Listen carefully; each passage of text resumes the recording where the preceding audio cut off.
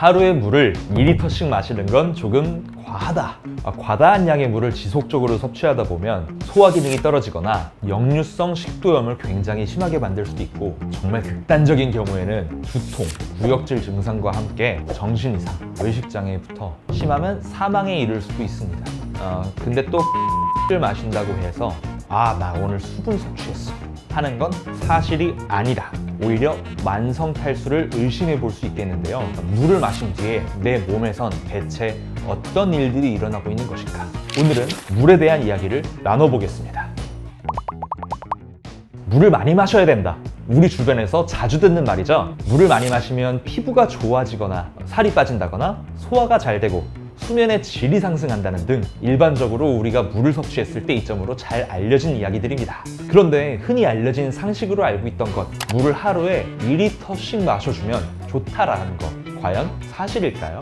제 주변에서도 하루 2리터 할당량을 채우겠다고 물을 급하게 막 10잔씩 마시는 분들이 굉장히 많았는데요. 정해진 할당량이 있으니까 강박적으로 물을 많이 드시곤 하더라고요. 그런데 최근에는 그렇게 많이 마실 필요가 없다라는 논문들이 나와서 뭐가 맞는 건지 많이들 헷갈리실 것 같아요. 도대체 하루에 물을 얼마나 마셔야 된다는 거야? 우리 몸 구성 성분의 70%가 물인 만큼 우리 몸에서 일어나는 모든 대사 활동은 물을 매개로 합니다. 그런데 어찌 보면 당연한 말일 수도 있겠지만 사람마다 대사량이 다른 만큼 필요한 물의 양이 다르다는 사실 알고 계셨습니까? 이 필요한 물의 양을 어떻게 알 수 있느냐? 바로 내가 먹은 칼로리가 2000칼로리라고 한다면 물도 동일한 양인 2000cc, 즉 2리터의 물을 필요로 한다는 겁니다. 그러니까 내가 1칼로리를 더 먹을 때마다 내가 필요한 물의 양도 1cc로 동일하게 더 필요하다 라고 볼 수 있겠네요.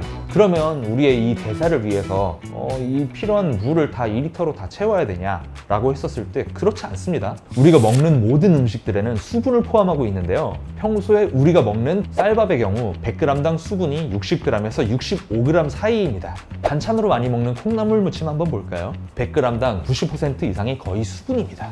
산에 많이들 가지고 가시는 오이, 수분이 95% 이상이고요. 고기를 예시로 한번 볼까요? 사람 몸의 70%가 수분인 것처럼 고기도 동물의 근육이죠.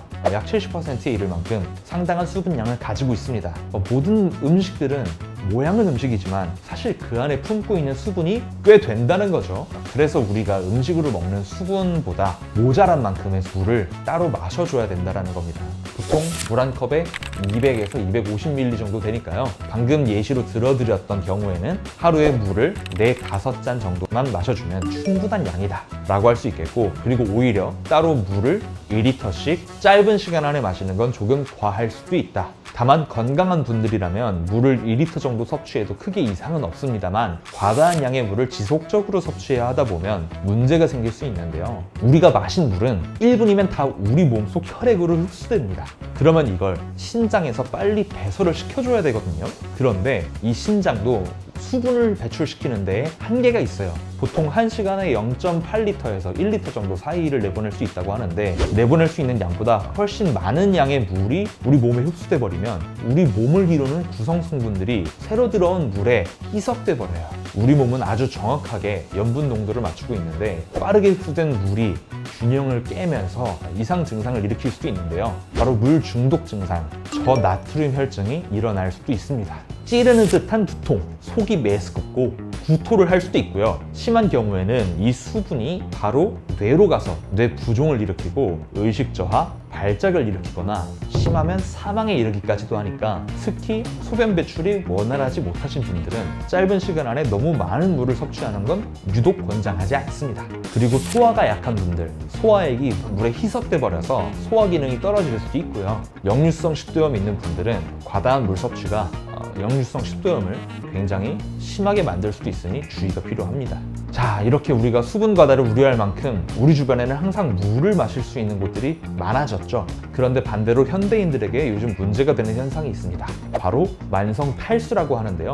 일반적으로 탈수라고 한다면 급성 탈수를 생각하시는데, 그건 운동을 한다든지 뙤약볕에 있다든지 해서 체온이 올라가 땀을 흘려서 급하게 수분이 빠지게 되는 경우고요. 이번에 제가 말씀드리는 만성 탈수는 천천히 탈수 증상이 지속된 분들, 이런 분들은 탈수가 진행되어도 큰 변화를 느끼지 못합니다. 보통 3개월 정도 탈수 증상이 지속된 분들을 만성 탈수라고 하는데요. 바로 몸에 물을 충분히 공급해 주지는 못하면서 물의 형태를 띤 다른 음료를 마시고 있는 경우일 수 있습니다. 대표적으로 커피, 당분이 있는 음료, 술 같은 것들이 있죠. 이런 것들 마시면서 나 오늘 수분 섭취 충분히 했어, 하루 할당량을 채웠다 라고 하는 건 사실이 아니다. 많이들 드시는 커피 같은 경우, 커피를 만약 300cc 정도 마셨어요. 어느 정도 수분 흡수가 그래도 될 거라고 생각을 할 텐데, 사실 커피에 있는 카페인은 아까 마신 300cc의 물보다 소변량을 300cc 이상 만들어냅니다. 그러니까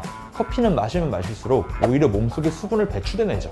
농도가 높은 당이 있는 음료도 마찬가지입니다. 당분을 섭취해서 혈당이 상승하면 이 혈당을 잡기 위해 혈액에 수분 삼투압 작용이 일어납니다. 세포 안에 있던 수분이 혈관 쪽으로 이동하게 되는데, 이 과정으로 우리 몸속에 있는 세포들은 탈수 상태가 되고요. 또 당이 배출될 때 혼자 배출되는 게 아닙니다. 이 당들이 배출될 때 수분 인자를 끌어당겨서 함께 배출되곤 하는데요. 술, 알코올도 마찬가지죠.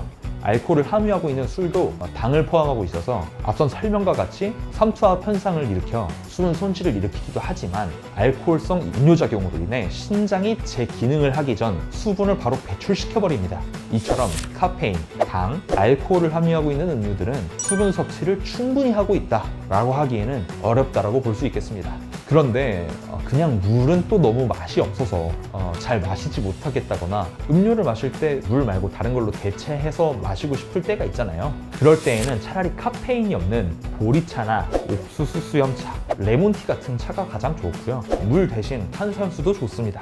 그런데 탄산수라고 해도 설탕, 과당이 들어있는 일반적인 탄산음료는 절대 추천드리지 않고요. 정말 당이 첨가되어 있지 않은 그냥 탄산수를 추천드리고요. 그런데 정 단맛이 나는 음료를 드시고 싶으신 경우라면은 알룰로스 같이 자연 성분에서 유래해서 전 세계적으로 안정성이 높다 라고 평가받는 그런 대체당, 그런 대체 감미료를 함유한 음료를 드신다라면 충분히 대체할 수 있겠죠. 그래도 역시 그냥 물을 마시는 걸 가장 추천드리고 있습니다.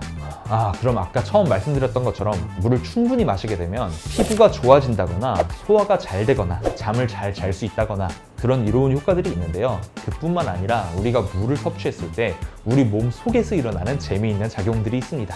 2003년 의학 생명과학 분야에 권위 있는 학술 논문 사이트 펍메드에서 재미있는 연구 보고가 등장했습니다. 베를린 샤리테 대학 교수이자 독일 프란츠 불하르츠 임산연구센터의 미카엘 보슈만 박사의 물이 일으키는 열 발생이라는 논문을 살펴보면 물을 마시면 기초대사량이 증가한다라는 현상이 있다라는 겁니다. 논문을 살펴보니 물을 마시면 우리 몸속의 기초대사량이 증가하는 현상을 보이고 있다라는 결과가 나왔습니다. 보슈만 박사의 연구 결과에 따르면 22도가량의 물을 마신 뒤 10분 후부터 시작되는 이 현상, 물을 섭취한 뒤 30분에서 40분가량이 지난 뒤에 가장 활발하게 나타나는 현상인데요.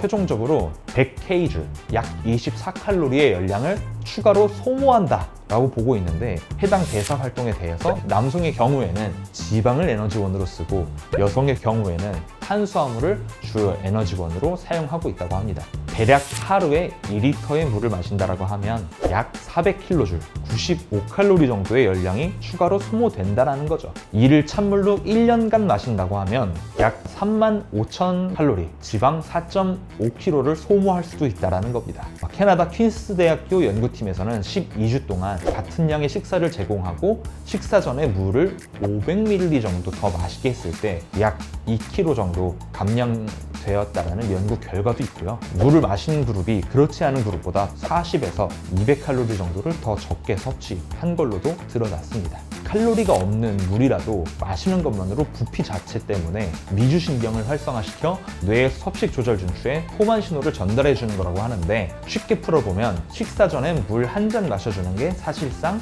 식사량을 줄여준다라고 할 수 있겠네요. 놀라운 건 물리적으로 포만감을 느끼게 해줄 뿐만 아니라 물 섭취가 호르몬에까지 영향을 준다는 사실. 장에서 분비되는 공복 호르몬, 그렐린이라는 호르몬이 있는데 이 호르몬이 물을 섭취해주면 빠르게 감소하는 경향을 보이기도 합니다. 이런 물은 섭취했을 때 운동 능력에도 영향을 미치는데요. 미국 스포츠학회에 따르면 우리는 급격한 탈수만으로도 지구력과 운동 능력이 감소되고 마는데요. 충분한 수분 섭취가 이뤄진 상태면은 같은 운동량에서도 더 높은 에너지가 소비된다고도 합니다. 충분한 수분 섭취는 같은 운동 안에서 더 많은 칼로리를 소비할 수 있게 해준다 라고 해석하면 되겠습니다. 그러나 우리가 다이어트, 운동을 하다 보면 초기에 흔히들 하는 오해가 하나 있죠. 운동한 지 얼마 되지 않았으면서 금세 살이 빠져 보이는 착각. 그런데 그런 현상이 착각이 아니라 정말 그래 보이는 걸 수도 있다고 하는 건데요. 실제로 운동을 하면 글리코겐이 감소하면서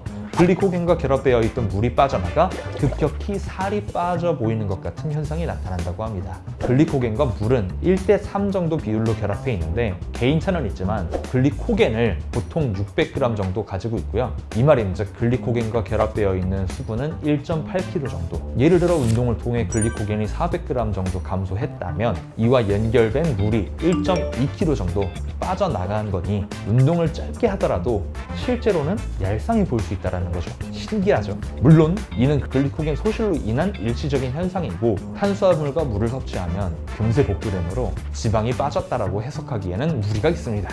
자, 오늘은 이렇게 물 섭취가 우리 몸에 미치는 영향, 너무 적게 마셔도 너무 많이 마셔도 문제가 될 수 있다. 우리 몸의 70% 정도가 물인 만큼 우리 몸의 중요한 물, 적절히 마실 수 있는 계산법부터 우리 몸에서 일어나는 재미있는 이야기들까지 낱낱이 알아보았는데요. 무턱대고 많이 마시는 것보다 내 몸에 맞는 물의 양을 알고 마시는 게 중요하겠죠. 자, 저희가 오늘 준비한 내용은 여기까지고요. 다음번에는 더 유익하고 건강한 정보로 여러분들에게 찾아오겠습니다. 감사합니다.